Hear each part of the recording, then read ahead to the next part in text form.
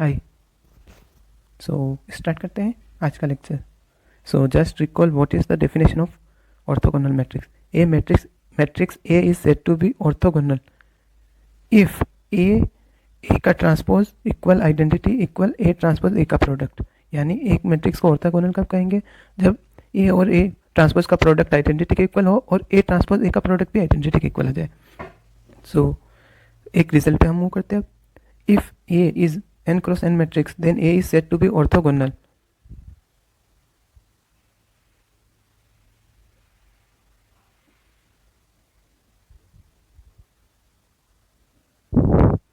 If A is n cross n matrix, then A is said to be orthogonal if and only if summation j run from 1 to n a ij का square equal 1 and summation j equal 1 to n a i1 j i2 j equal क्या हो 0 for all i1 not equal to i2 के लिए।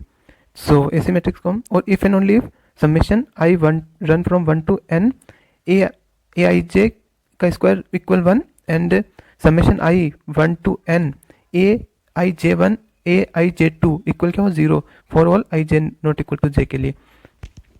तो इस type की matrix क्या हो जाएगी? ऑर्थोगोनल। एक ऑर्थोगोनल कब कहेंगे? If and only if summation of run from j1 to n A I J का स्क्वायर क्या हो 1 और and summation j1 to n A I one J A I two J क्या हो 0 के equal for all I not equal to J के लिए। सो सबसे पहले हम देखते हैं कि ए इज एक मैट्रिक्स है A B C D 2 cross 2 की। उसको ऑर्थोगोनल के लिए क्या कंडीशन होगी? If and only if. तो ए जो है वो क्या गिवन है अपने पास? ए को ए बी सी डी दिया है, तो ए ट्रांसपोज क्या होगा? A B C D. अब इन दोनों का प्रोडक्ट क्या होगा? ए ट्रांसपोज ए इक्वल क्या होगा? A B A C B D किससे प्रोडक्ट होगा? ए बी सी डी से। तो यहाँ से क्या आएगा? A square plus C square, यहाँ से आएगा A B plus C D, यहाँ से आएगा A B plus D C, यहाँ से आएगा B square plus D square, और वो किसके इक्वल होगा? आइडेंटिटी मैट्रिक्स के।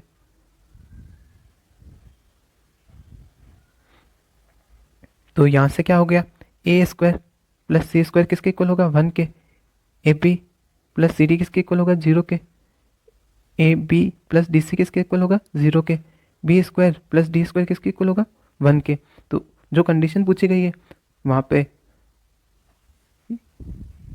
और तो ए इज ये मैट्रिक्स है, इसके लिए कंडीशन पूछी गई तो क्या हो जाएगी?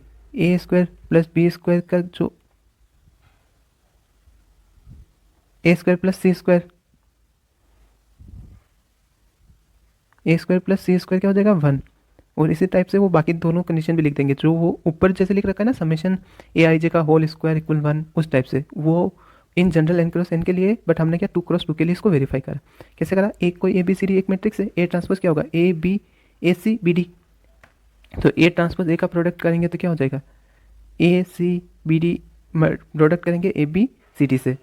तो यहाँ से क्या आएगा? ए स्क्वायर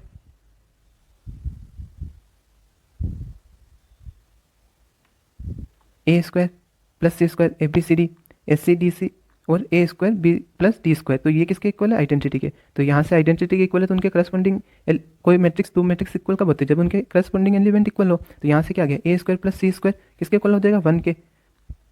वैसे ही S A B plus C D किसके इक्वल हो जाएगा? 0 के इक्वल। यहाँ से ये और आइडेंटिटी में मेन डायगोनल के अलावा सारी एंट्री 0 होती है, तो ये भी 0 के इक्वल हो जाएगा। A B plus D C किसके इक्वल हो जाएगा? 0 के। A square plus D square किसके इक्वल हो जाएगा? 1 के इक्वल।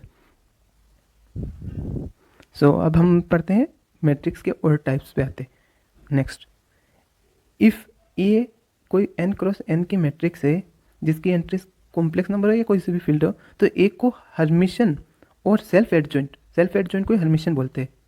कब बोलते हैं? जब ए ट्रांसपोज ए बार का ट्रांसपोज किसके इक्वल आ जाए? ए के इक्वल। डेट इज ए बार जो है ना, ए आई जे का बार वो किसके इक्वल हो? ए जे आई के, फॉर ऑल आई कॉमा जे के लिए।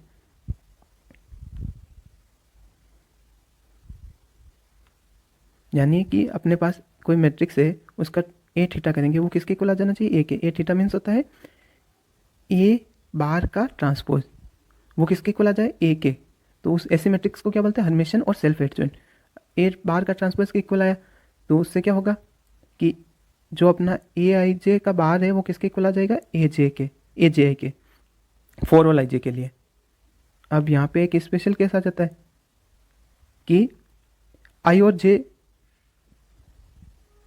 जे इक्वल हो जाए, तब ए आई आई का बार यानी डायगोनल एलिमेंट का बार इक्वल होगा ए आई आई के। तो जब कोई कॉम्प्लेक्स नंबर होता है उसका बार करते हैं वो उसी नंबर के इक्वल आ जाता है, तो उस केस में क्या होता है, वो खुद एक रियल नंबर हो जाता है। कैसे होता है, जेड बार इक्वल जेड है, तो ए माइनस आयोटा बी किसके इक्वल है, ए प्लस आयोटा बी। तो यहाँ से क्या होता है, ए से ए कैंसिल, और टू आयोटा बी आया, वो किसके इक्वल, जीरो। आयोटा जीरो नहीं होता, टू भी जीरो के इक्वल नहीं होता, तो बी किसके इक्वल आ जाएगा, जीरो के इक्वल। तो यहाँ से क्या हो गया, जो जेड में ए प्लस आयोटा बी वाला है तो ये बी जीरो हो गया, तो क्या बचा, ओनली ए, और ए क्या है, रियल नंबर। तो यहाँ से जो ए आई आई होता है वो क्या हो जाता है, एक रियल नंबर। इससे क्या निष्कर्ष निकलता है, जो डायगोनल एलिमेंट होते हैं, जो डायगोनल एलिमेंट होंगे हर्मिशन मैट्रिक्स के, वो हमेशा रियल होंगे। डेट मीन्स डायगोनल ये वाले एलिमेंट हर्मिशन मैट्रिक्स के केस में क्या हो जाना चाहिए, रियल। बाकी एंट्रीज कॉम्प्लेक्स से हो इधर, और इधर से भी कॉम्प्लेक्स कॉन्जुगेट के रूप में आ जानी चाहिए। यानी ए थीटा जो होगा वो किसके इक्वल आ जाए, ए के।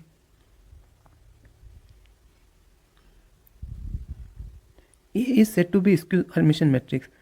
अगर ए कोई एन क्रॉस एन की मैट्रिक्स है तो उसको स्क्यू हर्मिशन कब बोलेंगे, जब ए थीटा ए बाहर का ट्रांसपोज किसके इक्वल आ जाए, माइनस ए के। ए थीटा जो है वो किसके इक्वल आ जाए, माइनस ए के। तो ऐसे मैट्रिक्स को क्या बोलते हैं, स्क्यू हर्मिशन मैट्रिक्स, जिसमें क्या हो जाएगा, अगर कोई एंट्री से ए आई जे का बाहर किसके इक्वल आए, ए आई जे का बाहर किसके इक्वल आ जाए, माइनस ऑफ ए जे आई के, फॉर ऑल आई जे के लिए। इस कंडीशन में भी स्पेशल केस बनेगा, आई इक्वल जे हो जाए तो बाहर ऑफ डायगोनल एलिमेंट का बाहर करेंगे वो माइनस ऑफ ए आई के होगा। तो कोई मैट्रिक्स, कोई एंट्रीज है कॉम्प्लेक्स नंबर की, यानी Z A plus iota B form में है, वो क्या आ रही है, नेगेटिव ऑफ ए आई के इक्वल आ रही है। तो ए आई इज आइदर जीरो और प्योरली इमेजिनरी। ये कैसे होगा कि ये प्योरली इमेजिनरी हो, तो जेड को है अपने पास ए प्लस आयोटा बी, तो जेड बार क्या होता है, ए माइनस आयोटा बी। तो यहाँ से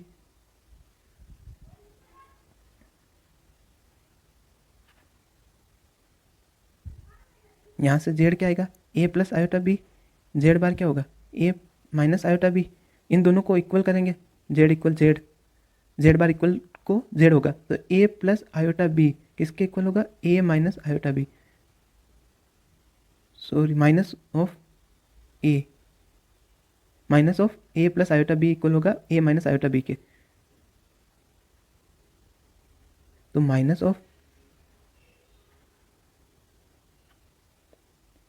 सो minus Z equal A plus iota B किसके इक्वल है, minus of Z bar, minus of Z bar के। सो यहाँ से क्या आएगा, minus A minus iota B equal A minus iota B.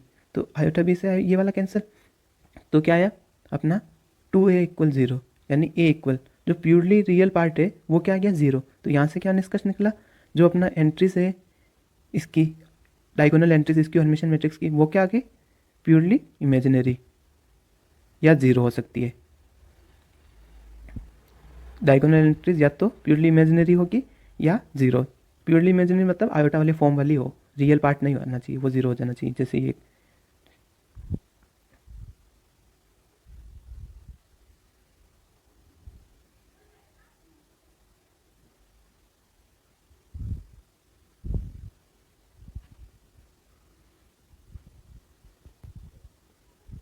एक एग्जांपल लेते हैं हर्मिशन मैट्रिक्स का, जिसकी क्या एंट्रीज होनी चाहिए, डायगोनल पे प्योरली इमेजिनरी। यहाँ पे क्या होगा, वन प्लस आयोटा, तो यहाँ क्या हो जाएगा, वन माइनस आयोटा। तो ये होगी अपनी एक हर्मिशन मैट्रिक्स। इसी प्रकार से इसकी हर्मिशन चाहिए तो डायगोनल पे क्या होनी चाहिए, टू आयोटा ले लो, यहाँ पे कुछ भी ले लो, जैसे कि नेगेटिव कॉमन आ जाना चाहिए बाहर, 0 0 ही ले लो, तो ये एक स्क्यू हर्मिटियन मैट्रिक्स हो गई।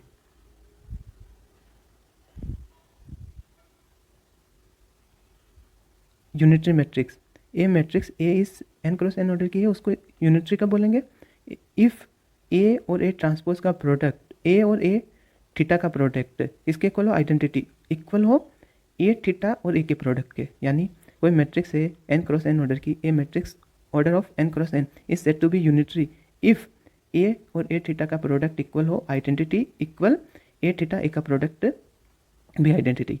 उसी प्रकार से if A is 2 cross 2 matrix है ए बी सी डी, उसको यूनिटरी का बोलेंगे। सेम जैसे ऊपर वाले केस में अपन ने प्रोडक्ट करा, वैसे ही इस वाले में भी प्रोडक्ट करके यहाँ से वैल्यू अपन फाइंड कर सकते हैं। यहाँ पे क्या हो जाएगा, ए थीटा ए करना है, ए और ए थीटा का, तो वहाँ से जो वैल्यू आएगी वो ए और ए बार से आएगी प्रोडक्ट के वे में, तो वहाँ से वो कंडीशन निकाल लेना आप, जिसमें वो 1 के इक्वल होगी फर्स्ट वाली एंट्री, सेकंड वाली 0, थर्ड वाली यहाँ पे जो है वो 0, और फिर ये 1 वाली ऐसे। और if A is unitary if and only summation run from 1 to n mod of A I J square, A I J का mod of A I J का स्क्वायर किसके इक्वल हो 1, and Z summation Z run from 1 to n A I 1 J A I 2 J के बाहर का क्या हो 0 for all I not equal to I 1 not equal to I 2।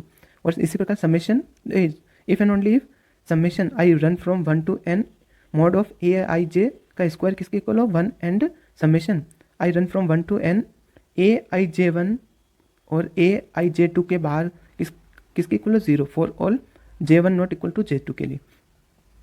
यानी कि ऐसे कर सकते हैं, जो ये यहाँ पे z और z बार जो होता है ना, वो होता है मॉड ऑफ z स्क्वायर, तो इस वजह से ये जो कंडीशन आई ना, वो इस वजह से इसे मॉडुलस में आई। और क्योंकि फर्स्ट एंट्रीज होगी डायगोनल वाली, तो वो किसके इक्वल है 1 के, बाकी तो इनका प्रोडक्ट करेंगे वो किसके इक्वल आ जाएगी 0 के इक्वल अदर वाली, तो वहाँ से ये कंडीशन आ जाएगी। अब आते हैं अपन डिटर्मिनेंट। कोई मैट्रिक्स है तो डिटर्मिनेंट क्या होता है, determinant of a matrix if A is N cross N matrix, determinant हमेशा स्क्वायर मैट्रिक्स से फाइंड होता है। Then determinant A is the unique scalar associate to A, यानी ए कोई N cross N matrix, A is N cross N order की matrix है, then determinant A is the unique scalar, हमेशा किसी भी मैट्रिक्स का डिटर्मिनेंट होगा वो यूनिक होगा, और वो क्या है एक स्केलर एसोसिएट टू ए को कोई एक स्केलर दे दिया जाएगा, तो वो क्या लगेगा डिटर्मिनेंट। जैसे हमारे पास एक एग्जाम्पल है ए, वो क्या है 1 2 3 0 2 5 0 0 -1, तो इसका डिटर्मिनेंट फाइंड करना, क्योंकि ये एक अपर ट्रायंगुलर मैट्रिक्स है और अपर या लोअर ट्रायंगुलर कोई भी मैट्रिक्स होती है तो उसका डिटर्मिनेंट फाइंड करना होता है, तो हम क्या कर देते हैं सीधा उसके डायगोनल एलिमेंट का प्रोडक्ट कर देते हैं। इसके डायगोनल एलिमेंट, अगर कोई मैट्रिक्स अपर ट्रायंगुलर या लोअर ट्रायंगुलर है तो उसका डिटर्मिनेंट होगा उसके डायगोनल एलिमेंट का प्रोडक्ट, तो यहाँ पे डायगोनल एलिमेंट का प्रोडक्ट करेंगे 1 2 -1, तो क्या देगा -2, तो डिटर्मिनेंट ऑफ ए क्या हो जाएगा